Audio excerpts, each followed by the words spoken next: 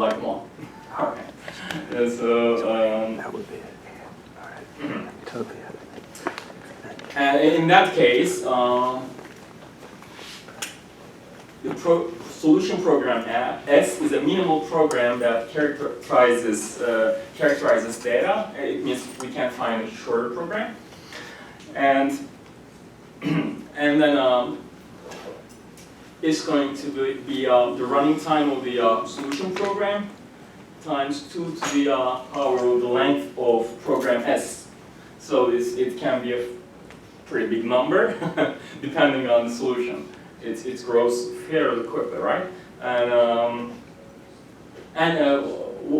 why this number is important? Because the training time is always smaller than or equal to 2 times conceptual jump size, and is usually going to be, if you use complete Levin search, is usually going to be between CJS and 2 times CJS. So that's something you can see in experiments. And well, let's talk about computational intractability.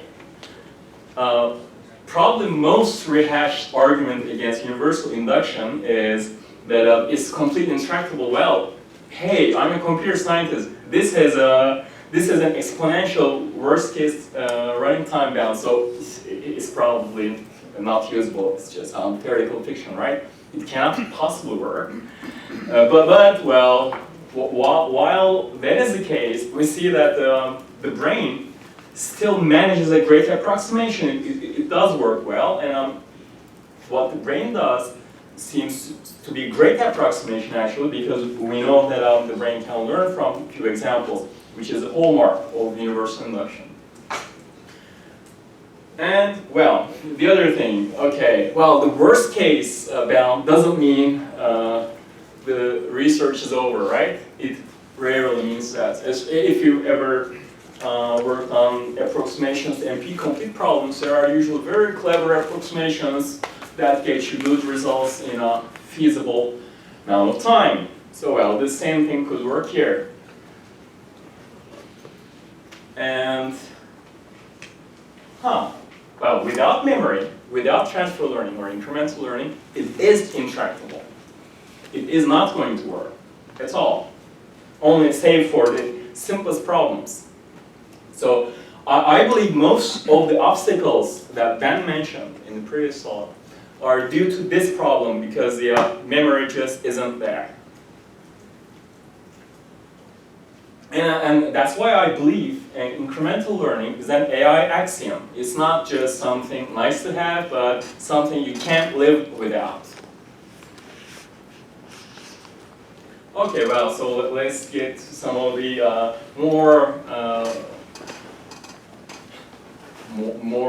hardcore stuff, right? So this is type algorithm, so Stoics and Schmidt-Huber. It was written in '97. So this is kind of complex to explain. So I'm actually going to give you a high-level overview of each algorithm, so you understand the idea that lies behind it. I think that's better, because we're otherwise, well, I'm going to run out of time, and you're not going to get it. So, well, we have probabilistic prototype trees, which is an extension of Schmidt-Huber's previous model of probability vector of instructions. And we have this. These are, in this model, these are n-array trees. Actually, they use complete trees, and each of these nodes has a probability, and at each node you have these literals and functions, instructions with associated probabilities. So you just it can be any one of these, and then you can easily sample from this model a program. So this is really this really specifies, right, a probability distribution of programs. And so, well, each tree is generic code in programming language jargon. And but it's got associated probability, so we can sample programs, and so that's what the memory representation here is. Okay, so how does pipe work? It's a genetic programming approach. So it combines program trees. It doesn't use crossover. It mutates prototype trees. So that's kind of meta-evolution, right? It's not just evolving the programs, but this thing that generates programs. Got it? So that's important here. That's what gives this algorithm its power. And well, it also uses some very interesting. I strongly recommend you to read this paper. It's in the references, and I'll upload the presentation too. It uses some heuristic principles of induction, which are probably going to be interesting to investigate more. And it combines two well-known, effective genetic programming approaches, generation-based and elitist incremental evolution. Incremental evolution means you don't just discard the population, right? You continue evolving it. It's kind of like human society. It goes on, and we retain all the crappy parts as well as the good parts. But that variety is something that gives the human society its incredible fitness. So the same approach can work with machine learning as well. And well, generation-based is kind of like the human society. There are generation X, generation Y, generation I don't know, and then the elitist incremental evolution makes sure. Well, I suppose the richest guy always gets the girl, something like that. So it means you want to keep evolving the best fit. And this approach allows for a good deal of variation, so it's good GP, and we still get to keep the best solutions. It's a good combination, I think. And well, let me expand the generation-based learning here a little. We first populate programs by sampling from the PPT structure, and then we evaluate them, of course. This is standard, right? And then we are learning from programs, and there's an algorithm that makes the best program more probable. So we're changing our structures, and fitness-dependent learning is an interesting, one of the interesting heuristics they use. The fitter programs get more bump; they get even more probable. And PPT mutations are in the next step, and that's going to help us not just try to improve the best individual or best PPT, but it will let the larger programs evolve faster. And this is supposedly, okay, well, this is the number of guys and in the probability vector at each node, and this is just a constant, and this is the number of nodes in a tree, and so that's interesting because with this probability, we are mutating a program. So it's variant, and they found this works well. Okay, well, let's move on to ordered optimal problem solver. This is one of my favorite algorithms in induction field. It's an incremental generalized Levin search, or also known as adaptive Levin search. And the transfer they showed in the paper was, I think at the time, extremely impressive. It's transferred information from an abstract language problem, a regular language problem. Was it? Okay, well, a language problem, to towers of Hanoi. So this is not exactly induction, but you can, of course, apply this to induction. And they got a real nice speed up compared to solving the towers of Hanoi problem on its own. They got this 1,000 times speed up. We showed there might be something remarkable about these incremental learning approaches. And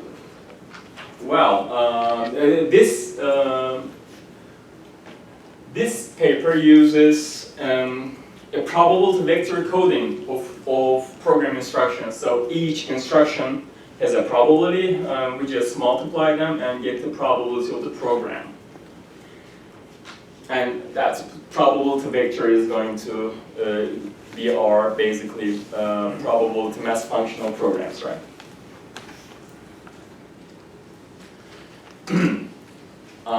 Okay, so some OOPS features. It's got, well, the implementation is really good. You should probably check out the details. It's got a nice backtracking search implementation. It's a very nice linear search implementation, as a matter of fact. It's one of the best out there. And it uses forth as a reference machine, and the rationale behind this is forth programs do tend to be very short. And since the universal search is very costly with increasing program length, this is important, of course. And algorithm proceeds as follows. We divide the whole search time into two halves. In one half, we search programs from scratch, from zero.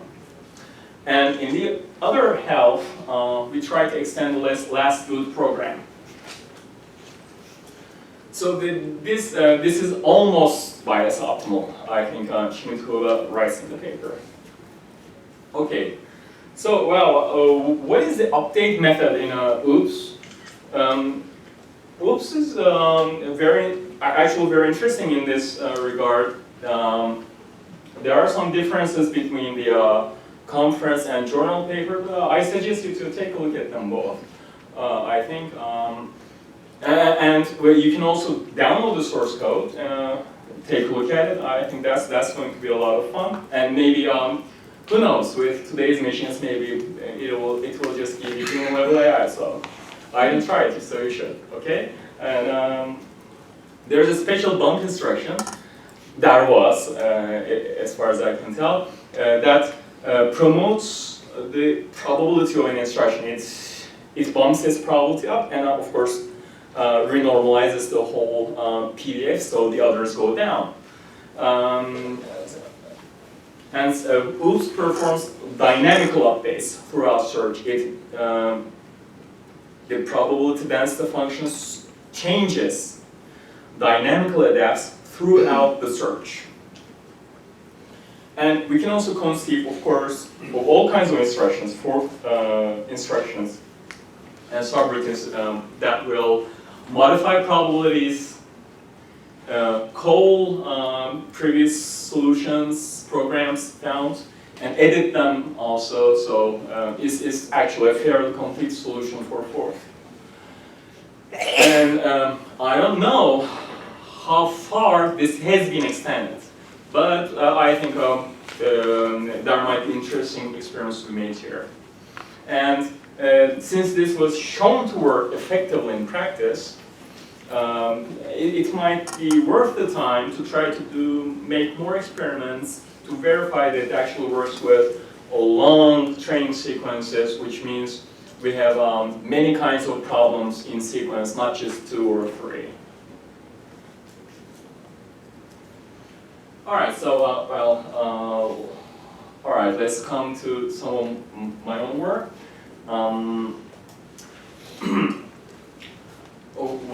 Solomonov suggested that I continue with the stochastic grammar approach. At first, I was a bit skeptical. I didn't quite see how it would work. It didn't seem to me that it would have much of an impact, to be honest. And I didn't have a good algorithm in the beginning for sure.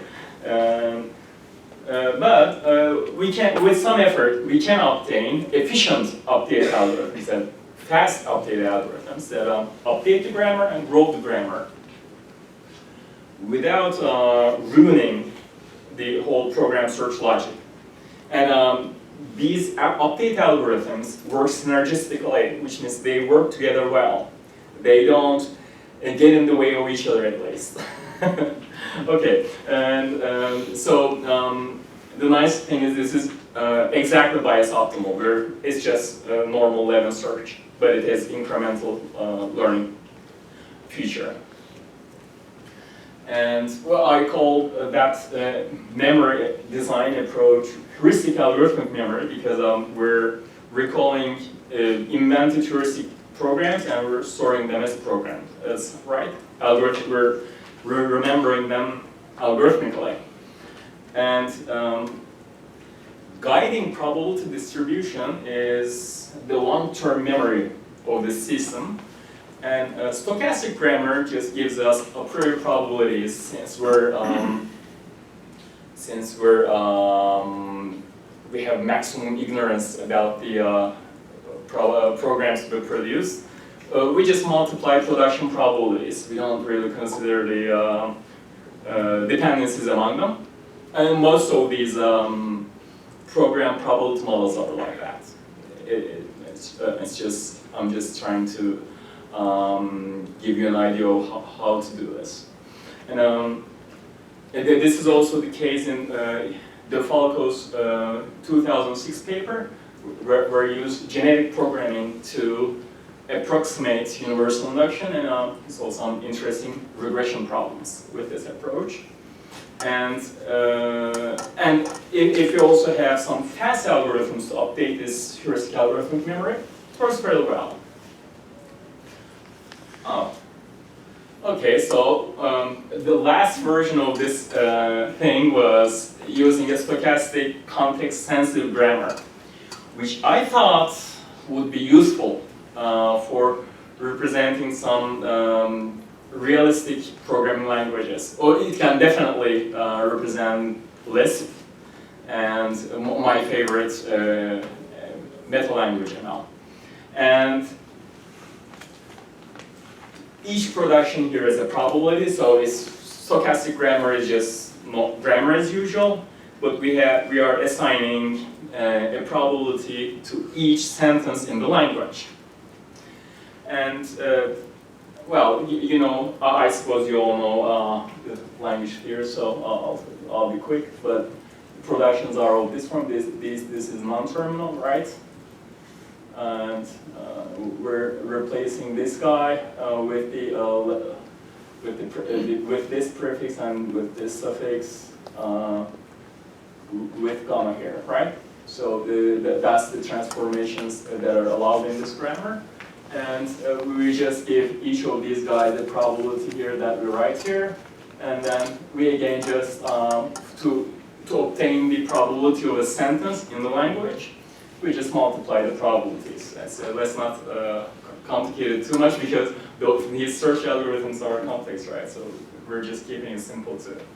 Okay, so, well, again, transfer learning. We have just a bit of formalization. Nothing too serious is going on here. I assure you. It's, we have a training sequence, a set of data points, right? So these could be these could be bit strings, right? And we're going to obtain a set of solutions for the solution of each problem here. We have n problems, and each problem here, excuse me, each solution aside here, that's part of the solution corpuses, is also a set of programs. Sij, I notated this because induction means, due to the diversity principle, is going to give us not just one model, but a set of models if you do it right. Okay. And that's because each solution does need to have multiple models. And then, looking at all the previous grammars that correspond to each problem, we're going to get from the last grammar and all the previous history of grammars to the next grammar. So that's the general update problem here. So well, if we design better algorithms to do this, hopefully our total search time is going to decrease. Okay, so this is not much of an important thing, but instead of a derivation tree with the context-sensitive grammar, you can use a derivation lattice, which is a bit more complicated, basically the same thing. And the update algorithm here, as the input, uses the solution corpus, which is all the solution programs we obtained so far. And we also have the derivation of each program, so we know how they were generated, right? And we have the operator properties and formal parameters and whatever else the language requires. And the update algorithm of Terra machine preserves the universality of the grammar, so it's exactly bias optimal. And we can also sort the whole history of grammars and try to exploit that. And let me be a bit quick about this. We're again modifying probabilities. It's basically the same thing, but what we're doing is we're combining the production probabilities in the solution corpus and the original grammar of the reference machine. And this makes sure that while you don't lose the universality of grammar, you can still bump the probabilities you need. And the second algorithm was memoization of solutions, which means storing all the solutions in the grammar where it belongs. So in a list-like language, you can have these additional non-terminal, which will probabilistically expand to all the previous solutions. So this corresponds to the calling previous programs instruction in oops, right? It's just we're just extending that from the probable to vector thing to the stochastic grammar thing. Okay, so that's also sort of straightforward. Then we had this mostly new algorithm. I think similar approaches have been tried. So we actually have a lot of transfer learning algorithms in neural network community that uses stuff like frequent subgraphs. So this is the same idea. I call it derivation compression, because once you find the frequent patterns in the solution corpus, this might dramatically compress the whole derivation information, right? So that's what we're trying to do here. And the better we compress, the more we have learned about the solution corpus. What we're really doing is, I'm not going to show you that, but we're trying to extrapolate from the solution corpus. So we're actually solving a set induction problem over the solution corpus. So this uses another induction approximation to solve the memory problem. Okay, so well, yeah. So we have a set induction model to decide which productions it can forget to, and all right. So let's move over to incremental learning with RNNs. So we have a better picture of what's going on. Transfer learning in a deep neural network model.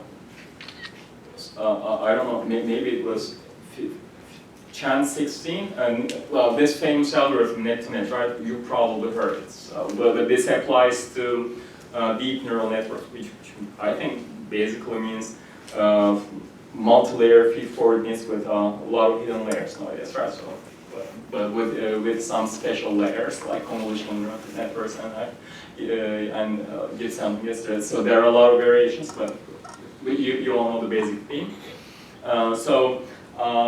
This algorithm, well, how to transfer the solutions from previous training epochs.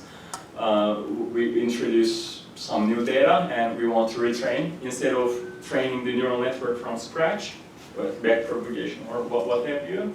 And this net-to-net widens a layer by adding more neurons to it, or adds some redundant layers to allow the learning algorithm to grow its entropy to connect the knowledge, the information from previous training to the new data points.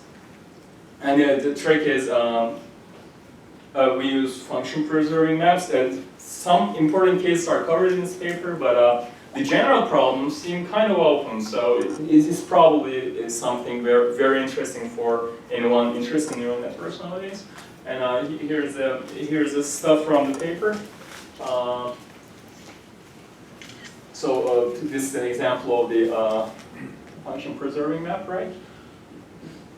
So they added a new neuron here, but they divided the weights. So it's the same function, but we got more structure here. So when you continue training, hopefully the weights will adjust and we will achieve transfer learning. And the deepening algorithm, I said that's a horrible image, I'm sorry, but this is the original model, and these are layers that are initialized as identity mapping, so we don't really want to change the function while we're adding stuff to the neural network. We're trying to, what are we trying to do here? We're trying to grow the network, right? So this will allow room for learning, like more memory. Basically, that's it. So well, the basic idea is quite simple here, but the means to achieve is to find this identity mapping might not always be possible for every layer, so they identified which layers you can easily manipulate like that. But the general problems seem kind of open. You can do research on that. And the great thing about this, like most neural network approaches, these are very fast and practical algorithms, so you can easily deploy them in your systems. And okay, well, let's get to this new transfer learning approach for reinforcement learning. This algorithm is called general reuse of static modules. I don't know if I'm pronouncing it gruesome or okay. Gruesome. Oh my God, gruesome. That's horrible. It's funny though, right? So. Raylands and others published also this year, I think. This approach retains a bunch of old networks, not just one, but a bunch of them. And these are called source networks in this model. And what we are doing here is this is actually more elegant, I think. We're learning the mapping between these old source nets and newly introduced hidden units. And since this seems applicable to RNNs, you see there is a flexibility that is very important to transfer learning algorithm. This is quite flexible. And this seems more general and less ad hoc, although I know that some objections have been raised against frozen networks. So of course you can also change the old networks too. Why not, right? You don't have to keep them frozen. So maybe you should think of that as well, this had to be really flexible, but frozen networks aren't so flexible because they are frozen. Okay, so the Gruesome algorithm uses enforced subpopulations method. It's a Neuroevolution approach here. And the ESP algorithm evolves the network components separately in subpopulations.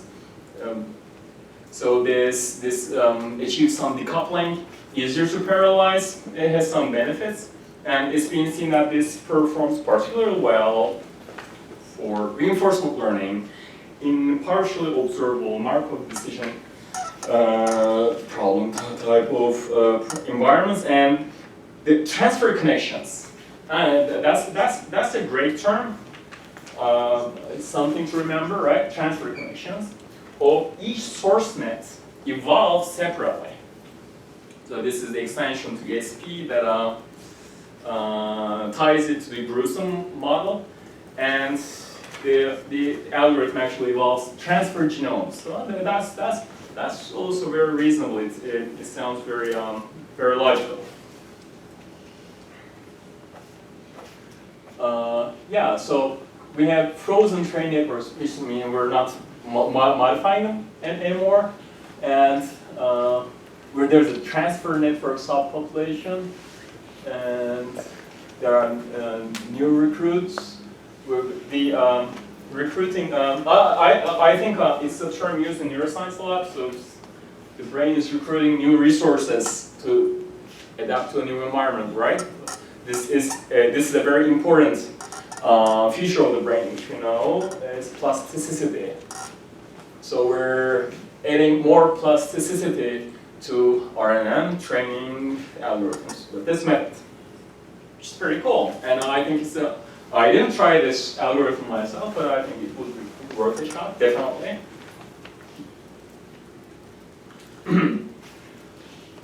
Well, and here we come to the conclusions. There aren't just a few, but there are many update algorithms that are applicable, readily applicable to induction. And the generality of these update algorithms are usually limited. So that seems like a limitation here. And these algorithms usually see some synergy with the training method, the basic search method, whatever that is. And the experiments show that these algorithms are all experimental, not just theory, and that transfer learning works, it's effective. And some common strategies in these designs are, well, we usually need a way to represent programs, efficiently of course, and we need a way to calculate the program probabilities. That's where a lot of novelty is introduced in these algorithms, if you would remember. And we usually copy some subprograms. Oh, I'm sorry, my battery is running out. I'm done. I'm going back home.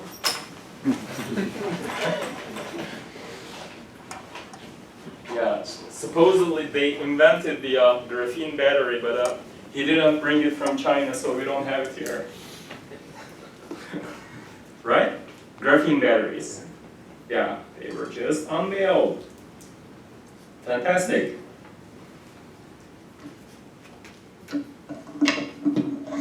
Okay, now I'm failing. Okay. Sorry. It's just won't open.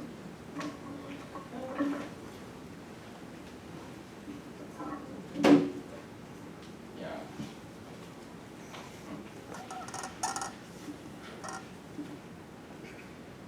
Okay, so we need a way to calculate program probabilities, and we need a way to copy useful subprograms, usually.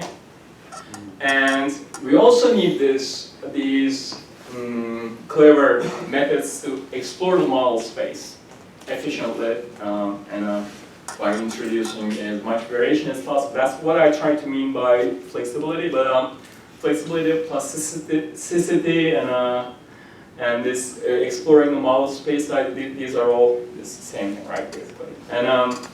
And there are also some universal heuristics in these algorithms usually. So, for instance, the larger programs mutate more kind of heuristics.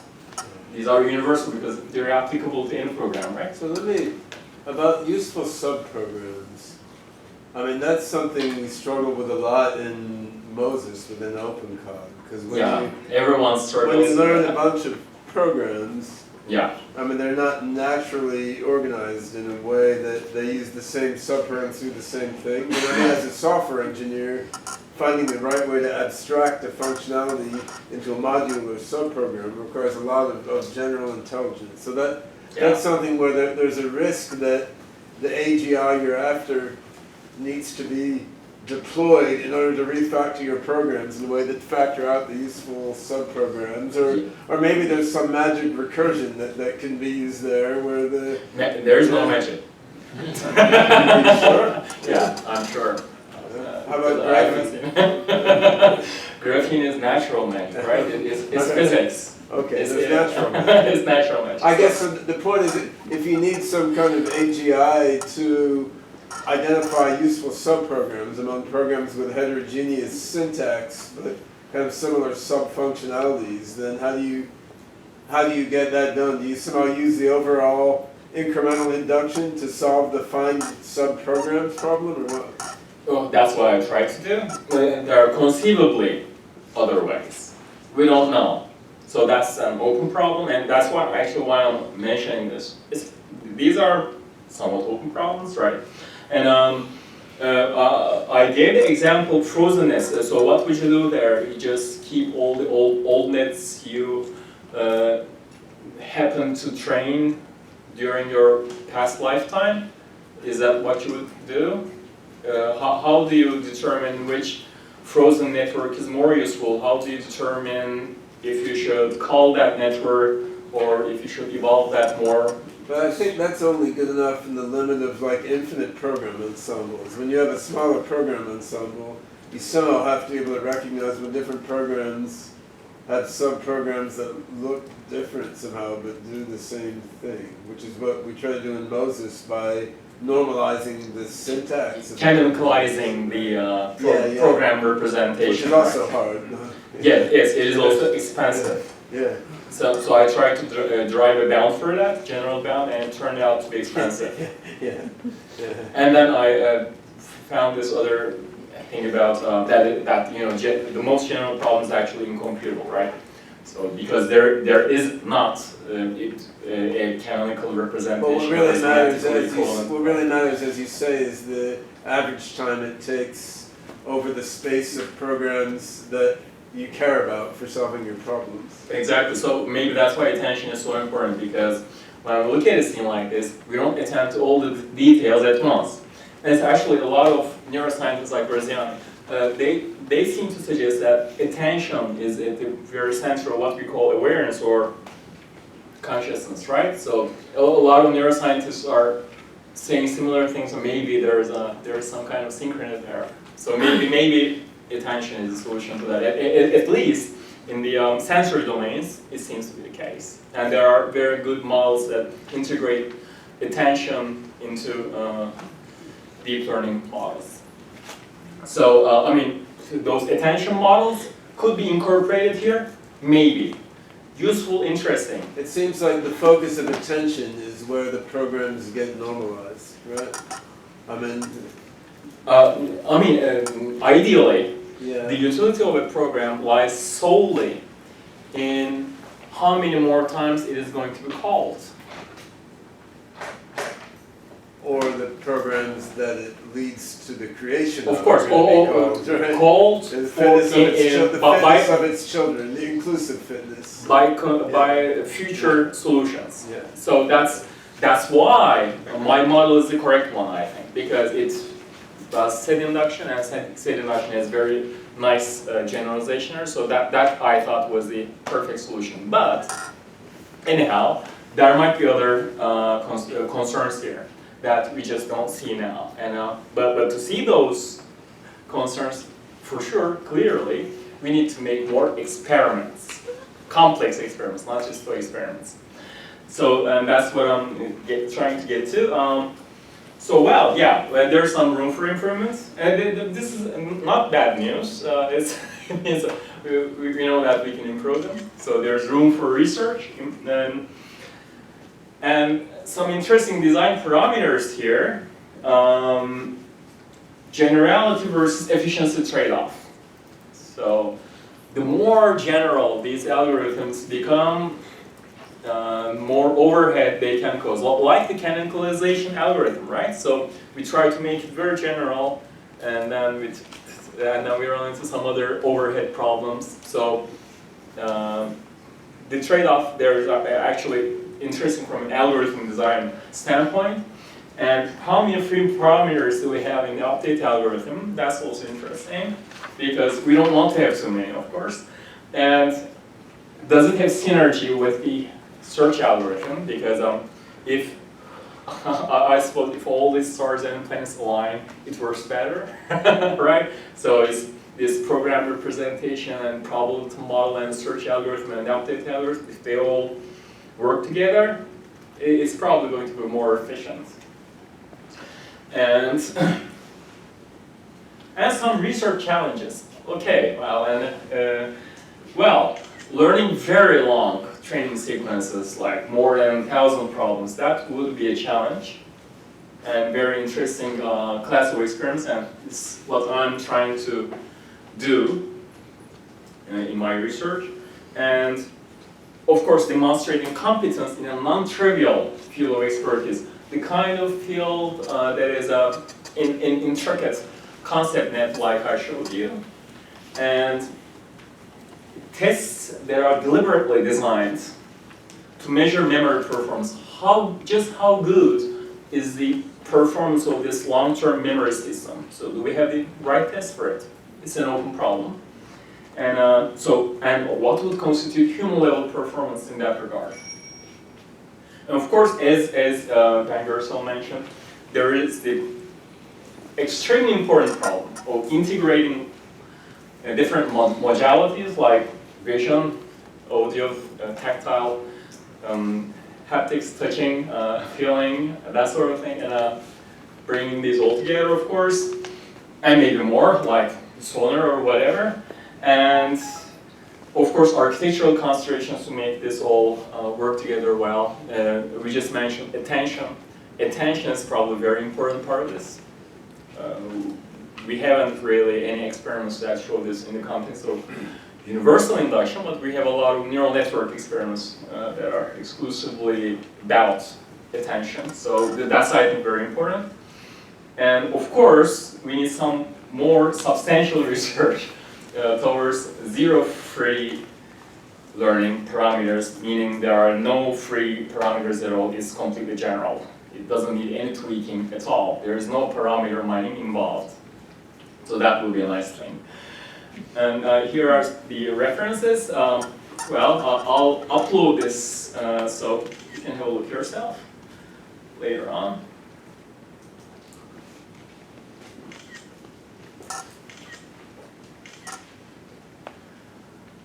Thanks a lot for your patience. And yes, questions, please? I have a question regarding choice of reference machines. Yes, so yes, in please. addition to the fourth-like machine you mentioned, in 2011, Vaness and Lake used a VF reference machine. What are your thoughts on choice of reference machines? Well, now I stumble because that's an open problem. That's one of the major challenges in, I think, universal induction research. So we certainly don't have the perfect reference machine. I mean, it could be something like neural networks. My preference, as I said, would be a very high-level functional language because you have short programs there. But maybe it's a completely different kind of language that We just haven't designed. Maybe it's something like an object-oriented language. Well, if you take a physics view, shouldn't the correct reference machine somehow be the one in which the laws of physics are extremely concise? Right? Sure.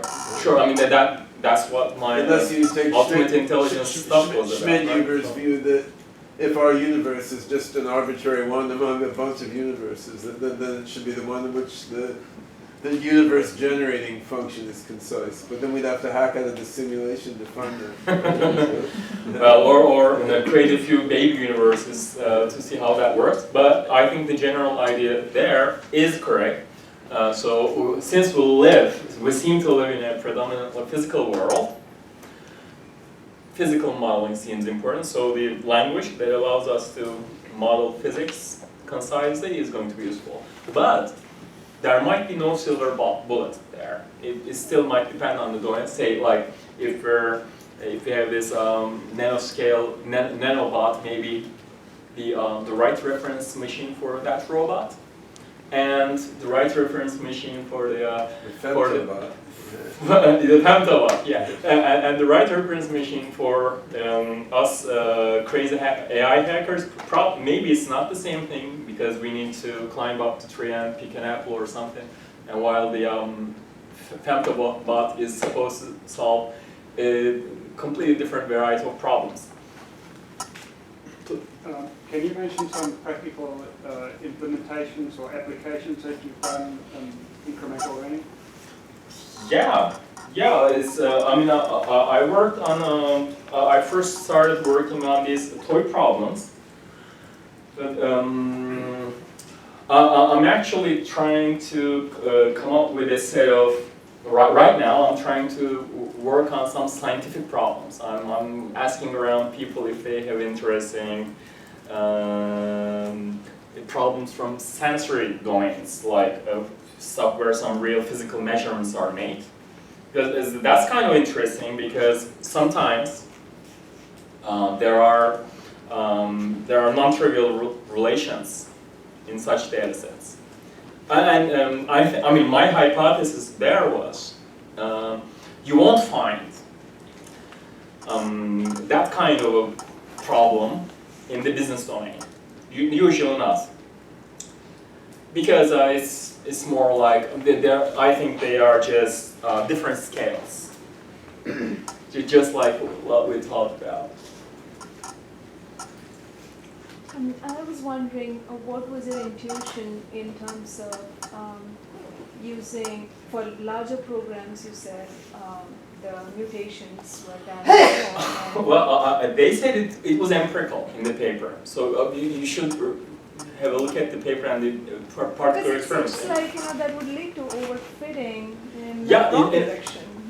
Interesting, yeah. So I think more experiments are needed to really understand or a better theory. But yeah, I agree. It might be flawed maybe. And you see, if you make few experiments, then you get this odd. Maybe it was something like that. Maybe it wasn't quite what they needed. I don't know, to be honest. Did you consider using, rather than using context-sensitive languages, other weaker forms of representations like context-free grammar? Yeah, well, yeah, I did that, right? So that's quite practical. It works.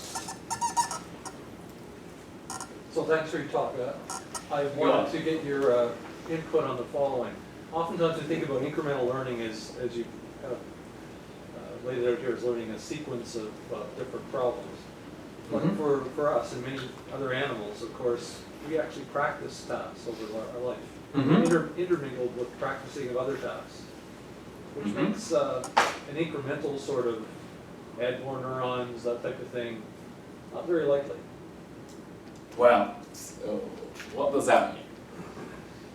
Well, the question is, that how do you see the practice of tasks being dealt with in the paradigms, I guess, that you've presented? Okay, well, I'm not sure if I can give a good answer to that. I'll try. I suppose one of your concerns is whether this formalization of incremental learning training sequence is human-like or not, right? Is it actually what humans are doing? I think, well, actually, in a lot of the ways, this gruesome model does seem a lot like the brain. Why? Well, it's, I mean, they've used it in a reinforcement learning setting, right? But you don't have to. You can use exactly the same thing to solve mathematical induction problems or probabilistic induction problems. There's absolutely no limitation there, I think. So it doesn't really matter what sort of problem you are using as long as it's, I think, one of those AI complete problems.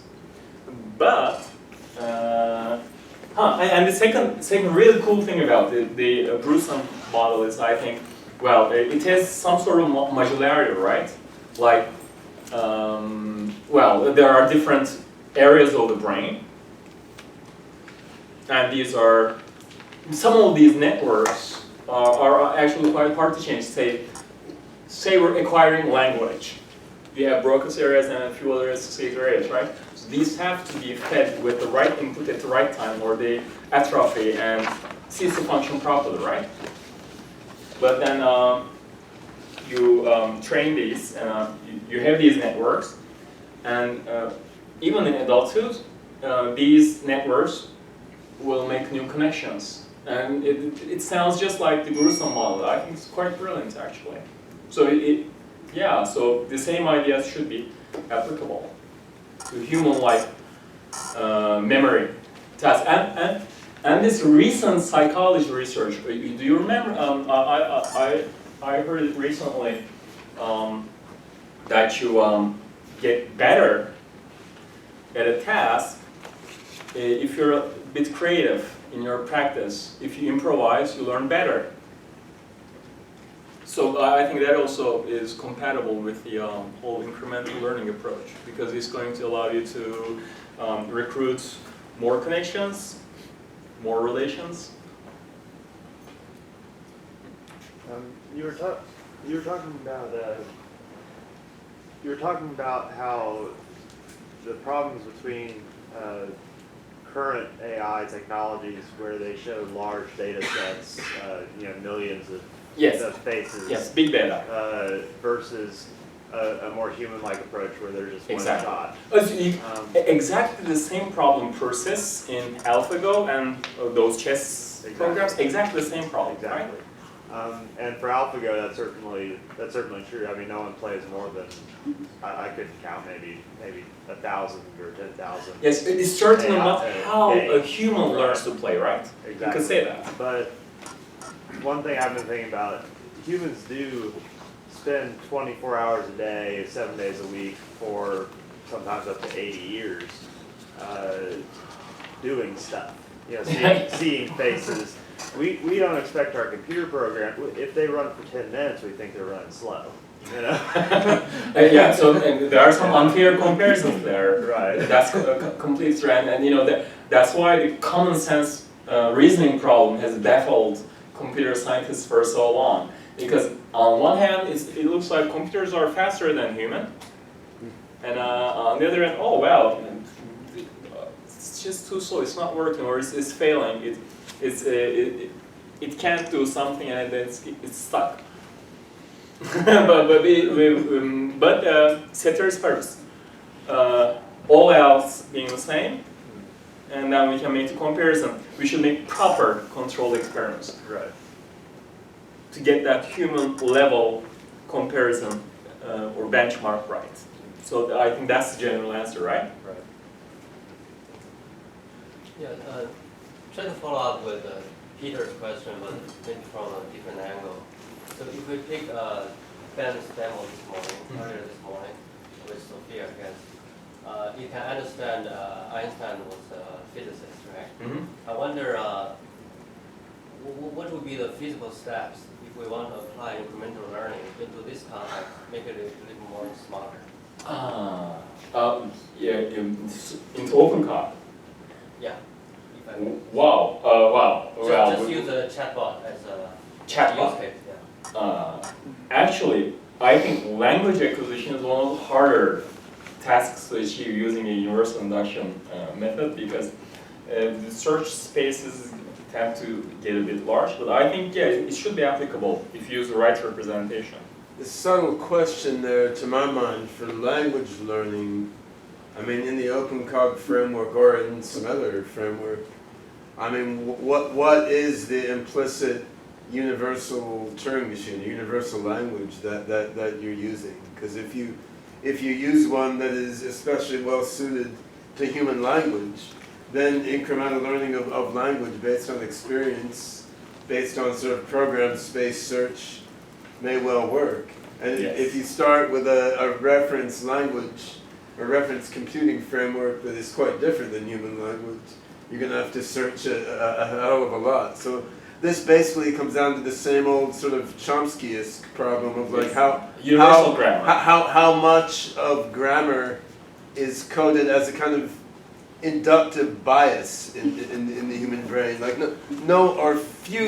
few psycholinguists anymore think that like the rules of grammar are really encoded in the brain. But then the question becomes, how much inductive bias to nudge language learning in the right direction is encoded in the brain? And that we don't quite know. It's clear a lot is, but not all, right? And so in this framework, that inductive bias is largely due to like what's the language in which you're performing the universal induction. Well, you actually asked a billion-dollar question, but so well, if you can solve that, there's a lot of money in it. But my initial intuition was when I was thinking about language acquisition was somehow the structure of the models that the brain must use to acquire language must have something to do with the sequential nature of phonetics, right? So it's a sequential input-output system. So that introduces the same kind of constraints that, of course, language theorists like Chomsky had to deal with. I think linguists, theoretical linguists, will say something like, well, the universal grammar thing probably isn't the case, but we would expect something like an X-bar grammar, a very generic hierarchical kind of grammar to actually be encoded in the brain structure. There is some evidence that a hierarchical model is being used by the brain to process syntax. I always imagined that understanding was a harder problem. And I think they've obtained some very impressive results using deep learning for syntactical processing, but I'm not sure if the exact same approach is applicable to understanding. My guess would be that since that's related to common sense, that would be a harder problem there. Maybe syntax isn't such a hard problem once you do it right. But still, we have a lot of problems with understanding, I think. But we need better models, model classes. But I think the solution would be something like universal induction and those hierarchical models.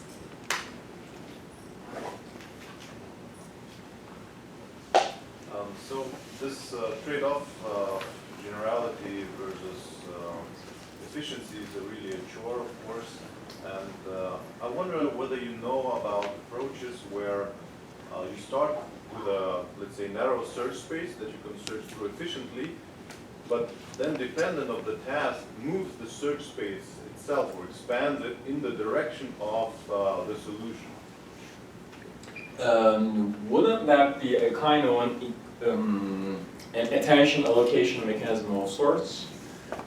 Related, maybe?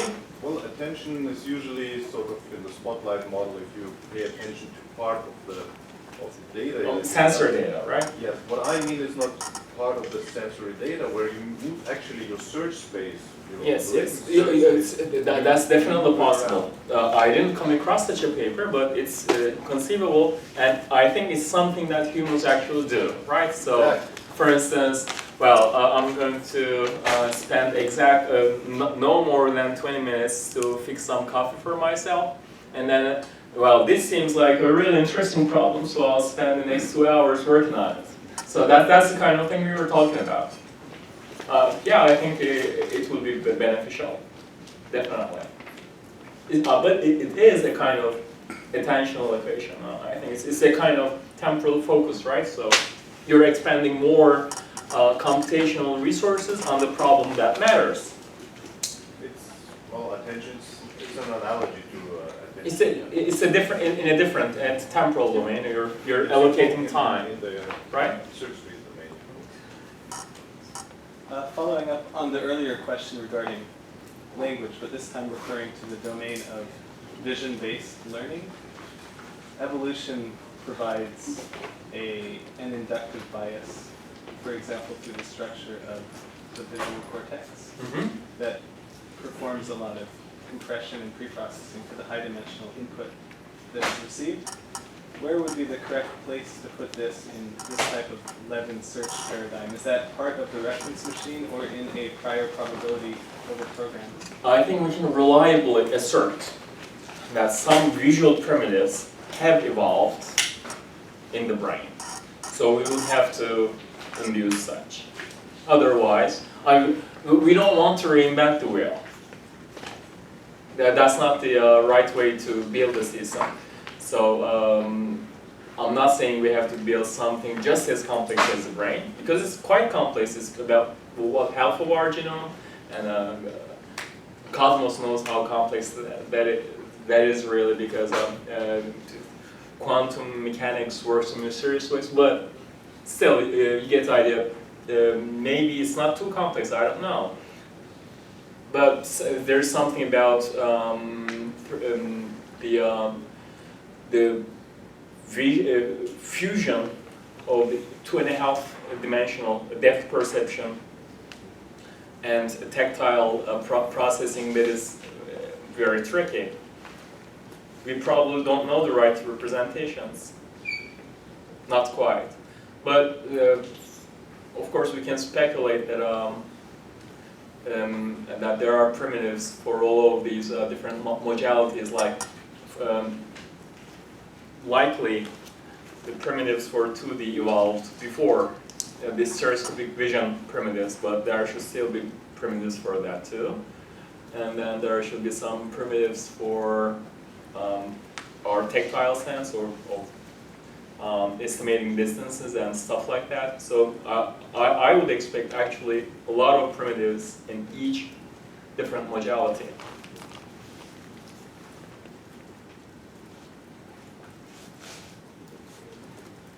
Sorry. I have two questions. The first is I wasn't quite sure if part of this theory is dealing with the abstraction of concepts and the generalizations of things. I don't know quite what the right vocabulary or words are, but the building of ontologies or conceptual models which are being refined over time. Yes, sure. That's the main goal, right? Is that the main goal? Yes, of course, So of course. And is that a part of it? I don't quite see where the conceptual maps are being, or the representation of that itself. Well, I think it's easier to see. I mean maybe that's why it's really a great model. In the gruesome model, it's kind of obvious, right? Because the frozen networks, you can think of them as some previous lower level concepts. And then you can think of the new transfer connections as stuff that binds them. And it looks just like a semantic network, so that's easier to conceptualize. But in the fully abstract theoretical model, we have the probabilistic representations in general that take care of that. So what is an abstract probabilistic model? That's the question. Right? Are there such things, such animals? Yes, I believe so. And I mean, obviously our perception depends a lot on abstracting physical facts. So maybe something like a probabilistic representation of physical phenomena would correspond to our intuitive notion of an abstract concept. So that, I think, would be the positivist answer. It's just a short probabilistic model that covers a lot of facts with some errors. Not exact. What does abstract mean? It means inexact, right? It captures some essential properties of the object in question, but then it also makes a lot of errors. It doesn't specify so much. So that's the trick with abstraction, I think. And I think depending on the programming language used, of course, some abstract concepts are necessarily going to merge. Please? About the gruesome model, you said about... Yes, I really like it. It seems to be one of the most practical things here, so you can even implement it yourself fairly easily, I believe. How do you do this exploration of the model space? Can you go more details a little bit on that? Well, if I remember, because I think that's also many of the problem, like as Ben said earlier, with the blending, conceptual blending or so, because you have to combine these models like in a way that it helps you in the general solution.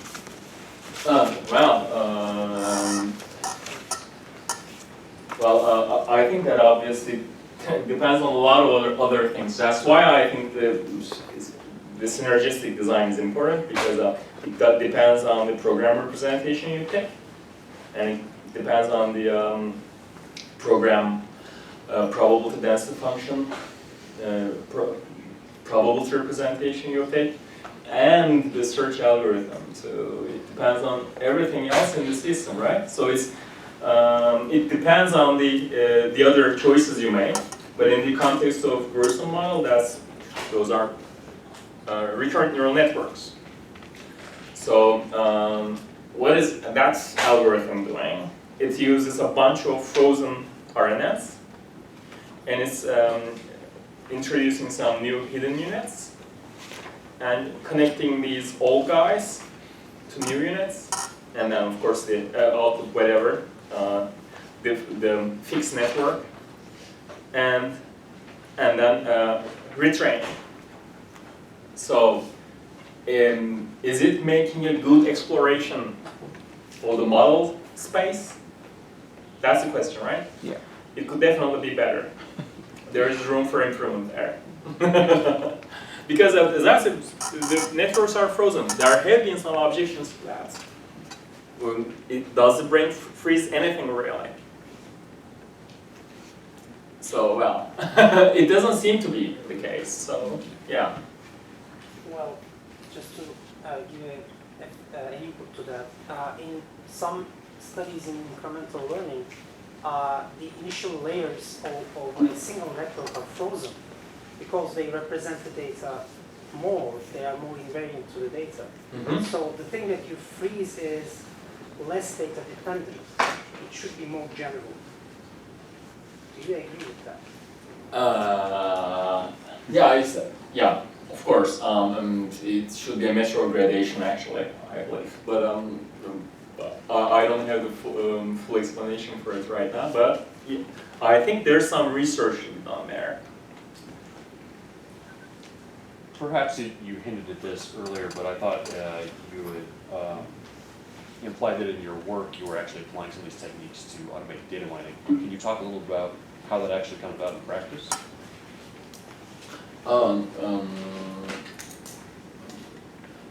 I think more interesting is how I approach the problem. It occurred to me that I perform some mental motions over and over again whenever I am programming. So that's when I started thinking about how to learn about programming. I think that's an interesting question that that hasn't been explored much, except in the automatic programming community. So yeah, but I understand. I was curious. I thought you had implied that you were actually you've taken some of these algorithms and applied them to stuff in your work. Oh yes, directly, and I was curious about that actually. Applications. Yeah. Applications. Well, we can apply it to. I'm going to apply it to face recognition. So that's one of the problems. Are you using one of these architectures? Yes. Can you talk about that a little bit more? Or sure. The objective is to recognize faces from few examples. Because that's something there's this technological limitation. So we could conceivably overcome that with using some of these techniques. So that's one of the things I'm trying to do. So that sort of thing is we really don't know how powerful these are. Yeah, I'm asking because I've explored a few of these techniques in the past and run into problems. You know, being able to reach. There are problems, so. Definitely. Actually, that's why I wrote all these different kinds of algorithms. So, and I mentioned some commonalities, some common challenges. Yeah, there might be some practical problems. My algorithm is not for back propagation. It's for it was tested with Levin search. So that's more like making sure the Levin search part isn't important there, right? The update part is important. To make sure that the update part does its job, given we have an adequate approximation. So that's the kind of, I was more curious about the, about whether it works at all. So we're using some kind of compact encoding of how you update a neural network, which is actually doing the face recognition? Is that the architecture? Yes. That's the kind of thing I'm trying to do now. Exactly. It's not completed, so I'm not able to give a very definitive things. It would be dishonest. So, but that's what I'm doing. So you're saying that you're keeping it static, or it's modifying at this point, the neural network, for the facial recognition on a few instances? I believe, one of the themes that I was trying to drive it was plasticity. Plasticity is important. So the more flexible, the more variation, the better, I think. Okay, I'm leading to this point here, that humans were experts at certain faces and not at others. Humans are experts at some languages, not at others. As an infant, we lose the ability to recognize phonemes from other languages. In faces, we only recognize the characteristics of our own culture or those people around us. The racial bias, right? Confirmation bias. Precisely. Yes. So that's what I'm getting at, is if learning a few instances of a single face is still an expertise within a culture. Kind of their common sense, let's say. That's insightful. Yes, humans do have that problem. Maybe the machine won't have it, and that's very interesting because that does limit humans, right? Because some networks apparently do get frozen. That's what it really means. Or maybe parts of the brain lose the ability to recruit new resources. Maybe if we just injected some kind of neural growth factor and then immerse them in that culture, they will learn. We don't know, right? So it might be some kind of biophysical limitation to some kind of computational limitation to maybe the base algorithm is correct and complete. The cognitive science has gone through that and has found some ways to try to assist it to acquire those phonemes or to acquire that facial discrimination within other cultures. But there's nothing that would allow it to do at the level that a machine would. If we ever get to that point. But I'm thinking like maybe if we somehow increase the plasticity of the elder brain, maybe it would work. Without an biochemical intervention, it probably wouldn't work. That's my that's my guess, but I don't know. That's very interesting though. That might be one thing. A machine might be very superior to a human because doesn't have the same kind of computational limitations.